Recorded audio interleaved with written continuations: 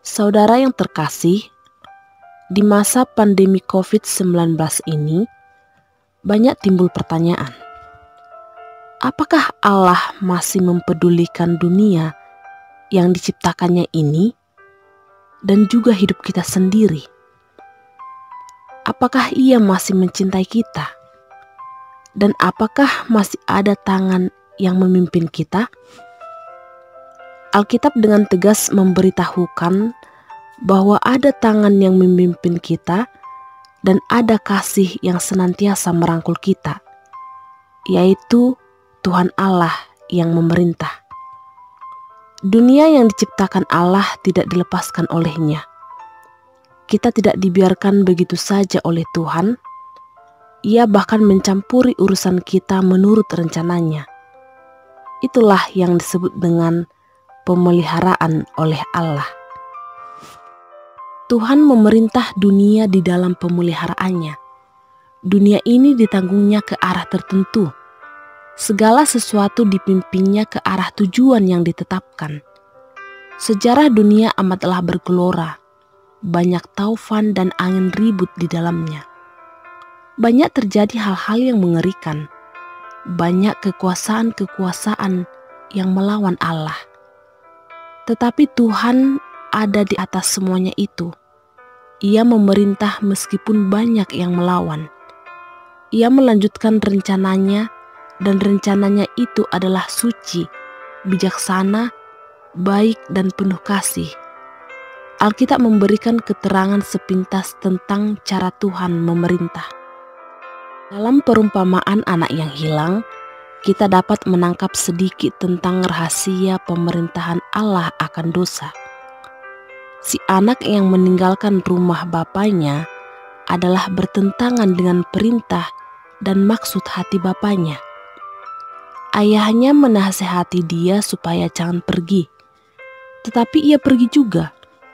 Dan ayahnya mengetahui bahwa hal itu akan mendatangkan sengsara bagi anaknya. Dan ternyata benarlah demikian. Alangkah sengsaranya anak tersebut. Tetapi walaupun di negeri yang jauh, ayahnya tak lepas tangan demi anaknya itu. Hati ayahnya selalu ingat kepadanya. Kesengsaraannya menjadi tanggungan si anak yang hilang itu sendiri sepenuhnya. Akan tetapi keajaiban ayah ini ialah bahwa ia memimpin kembali anaknya itu dari dalam kesengsaraannya ke rumah bapaknya. Hati sang ayah menopang anak itu. Dengan demikian ia mengakui dosa sampai anaknya itu kembali. Kasih bapa ini tidak dapat dikalahkan. Kebijaksanaan Bapa inilah yang membalikkan kejahatan menjadi kebaikan. Dalam kitab Ayub, dapat kita menangkap sedikit tentang cara Allah memerintah dan menguasai kesengsaraan. Sahabat-sahabat Ayub melihat kesengsaraan Ayub, lalu membuat kesimpulan bahwa Ayub ditolak Allah. Istri Ayub menasihatkan supaya dia meninggalkan Allah. Tetapi Ayub tetap mempertahankan bahwa Allah adalah kasih, kebijaksanaan, dan ia tetap demikian. Akhirnya Ayublah yang benar. Nyatalah bahwa segala sengsara yang dideritanya adalah penuh dengan kebijaksanaan dan kasih Allah, meskipun Ayub tidak mengerti sedikit pun.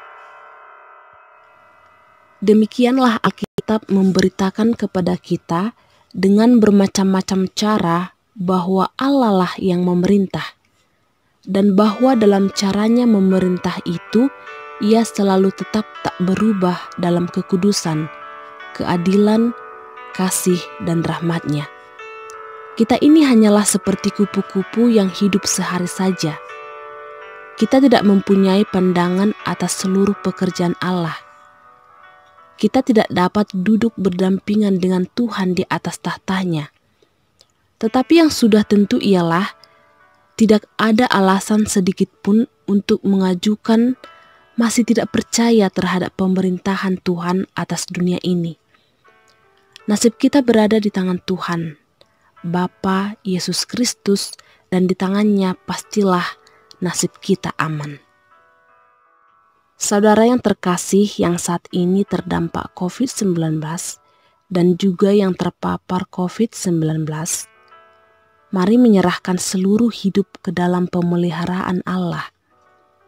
Tuhan mau menimbulkan kepercayaan dalam hati kita bahwa tidak hanya pada hari ini saja kita berada dalam tangan Tuhan, melainkan di hari-hari kemudian juga. Memang kita dapat ditimpa oleh segala sesuatu, akan tetapi kita tidak akan ditimpa oleh segala sesuatu yang akan merusak rencana Allah tentang hidup kita. Jalan hidup kita akan melalui banyak kesukaran-kesukaran. Akan tetapi di jalan itu Tuhan akan menolong dan memimpin kita. Segala sesuatu bekerja bersama-sama mendatangkan kebajikan. Tidak ada satupun atau seorang pun yang dapat menyia-nyiakan rencana Allah.